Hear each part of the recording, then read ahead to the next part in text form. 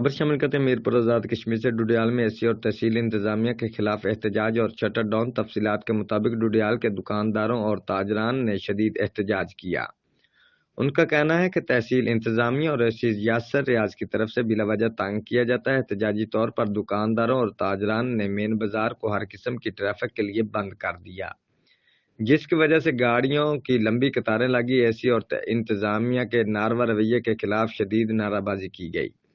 مین بازار اور انارکلی بازار کے تاجران اور دکانداروں نے ناجائز بھاری جرمانوں کی شکایت کی اور احتجاج کیا۔ ان کا کہنا تھا کہ جرمانے واپس کیے جائیں ورنہ تمام تر حالات کی ذمہ دار انتظامیہ ہوگی۔ رپورٹ راجہ شوکت، جیو ایکسپریس نیوز، میرپور آزاد کشمیر۔